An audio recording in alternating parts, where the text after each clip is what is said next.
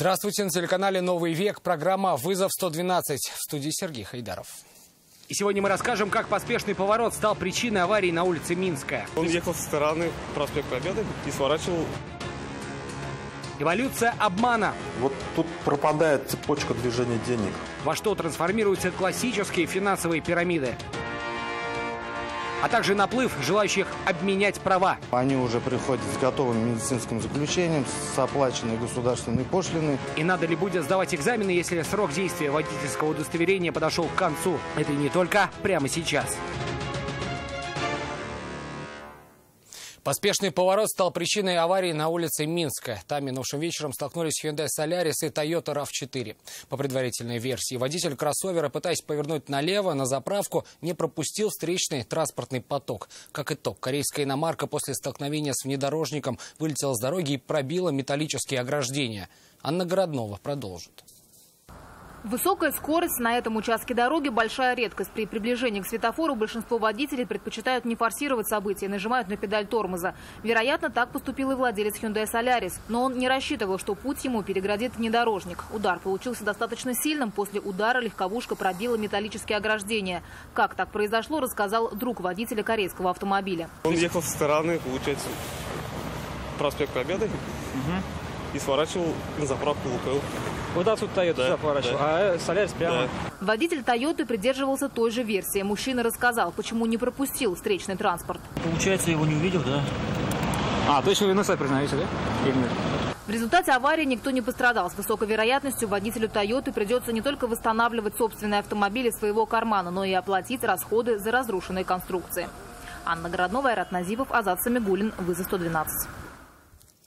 Молодая девушка сегодня пострадала, попав под колеса «Лады» 10-й модели. Наезд произошел днем на улице Кремлевская. По словам водителя, представительница прекрасного пола выбежала на пешеходный переход слишком неожиданно. Поэтому он не смог избежать наезда. Пострадавшую госпитализировали в больницу. На месте происшествия была Алина Мусина. Она по пешеходке переходила? Да. По словам водителя отечественного автомобиля, девушка выбежала на дорогу неожиданно, и заметить он ее смог только после того, как она уже ударилась об капот. Все произошло на улице Кремлевская. Заметил, когда она побежала.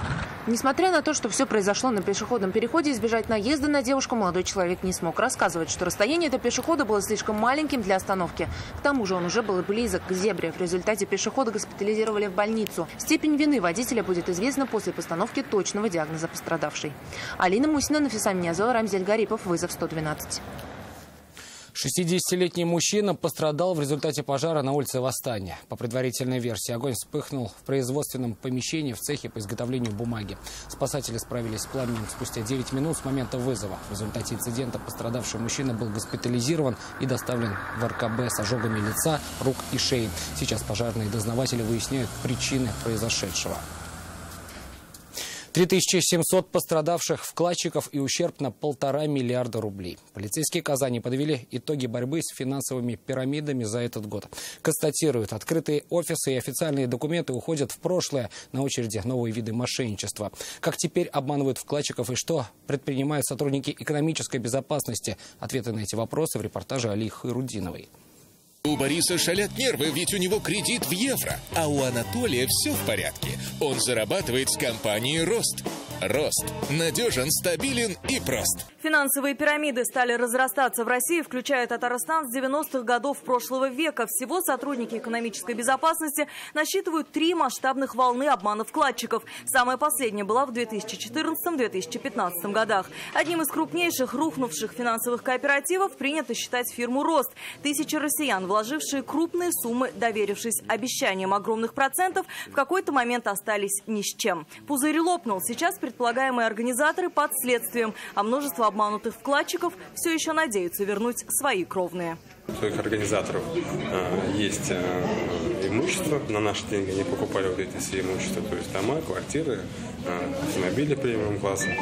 И я думаю, что суд обяжет их, не знаю, продать это все имущество, и, соответственно, на эти деньги будут возвращать. Судьба таких организаций, считают полицейские, довольно однотипна. Организаторы официально открывают офисы, нанимают работников и широко рекламируют свою деятельность, обещая людям баснословные проценты. Те приносят деньги и получают выплаты до поры до времени. Вскоре наступает момент, когда платить клиентам уже нечем, и тогда люди остаются у разбитого корыта. Впрочем, такие финансовые пирамиды, говорят стражи порядка, уходят в прошлое. Тенденция за последние годы изменилась.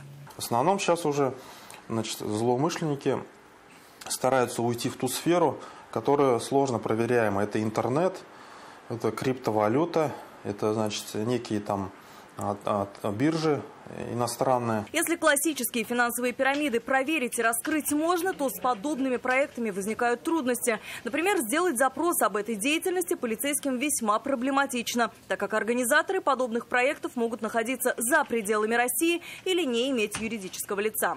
А потому многие недобросовестные лица обманывают людей под самыми разными предлогами. Мотивировка в основном идет такая.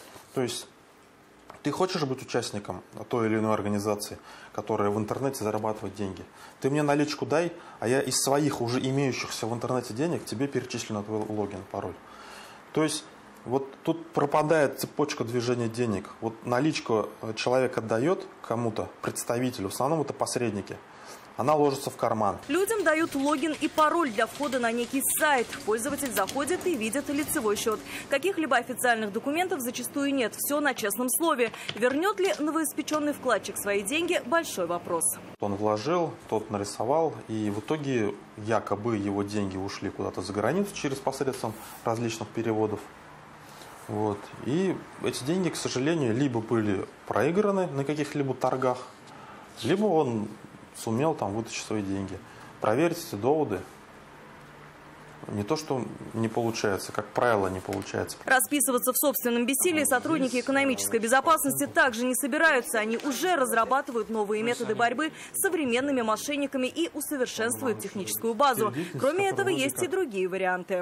Мы сейчас предлагаем ввести новый вариант блокировки этих сайтов, ввести дополнительные перечни, помимо, значит, общепринятых, то есть там как проституция и торговля наркотиками. Трейдерство, торговля на бирже и похожая деятельность, напоминают полицейские, не преступления. Однако тем, кто в этом не разбирается, стражи порядка советуют не расставаться с деньгами и не верить всему, что говорят в интернете. Так как теперь жертвами обмана становятся не только пенсионеры, но и молодые люди. И если в классических финансовых пирамидах при арестованных организаторах есть хоть какой-то шанс вернуть хотя бы часть денег, то наличные, вложенные в сомнительные проекты, с высокой вероятностью попросту растворяются во всемирной паутине. Алия Хайрудинова, Айрат Назипов, Игорь Романов, Вызов 112.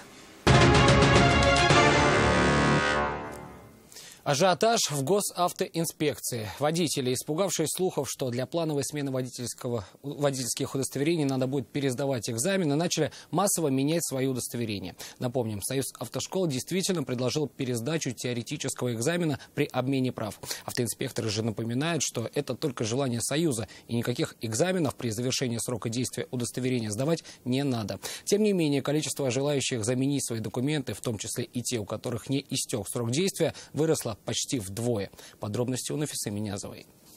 Панику среди водителей вызвала новость о том, что автошколы предложили ввести экзамен по теории во время замены водительского удостоверения. Поэтому люди начали массово менять свои права. Если раньше в день выдавалось около 250 прав, сейчас это число достигло 400. Это еще не считая тех прав, которые выдаются в многофункциональных центрах. Автоинспекторы пытаются объяснить водителям, что это всего лишь инициатива Союза автошкол. Закона такого нет, но водители им не верят и несут уже готовые документы. Оплаченные госпошлины и медицинские справки в надежде успеть поменять водительское удостоверение без сдачи экзамена. Отказать в замене в ГИБДД не могут. Как итог, отделения переполнены и выстраиваются очереди. Среди таких желающих обновить права есть и те, у кого срок действия прав истечет только через 5 лет. У кого-то и того больше. Сдача экзамена по знаниям правил дорожного движения предусмотрена только для тех граждан, которые лишены специального права управления транспортными средствами. То есть у них по истечении срока лишения этого права они обязаны сдавать экзамены по правилам дорожного движения. Поэтому панику, говорят автоинспекторы, устраивать не нужно. И водительское удостоверение нужно менять только тогда, когда их срок действия действительно истекает. Нафиса Минязова, Рамзиль Гарипов, Вызов 112. Это все, о чем мы успели вам рассказать. Обо всех происшествиях вы можете сообщать нам по телефону 570 50 50 или на мобильный 8 98 69 112 112. Это можно сделать и в наших группах в социальных сетях. Туда же можно присылать и снятые вами видео. В студии был Сергей Хайдаров. До встречи. И не бросайте вызов судьбе. Вдруг она его примет.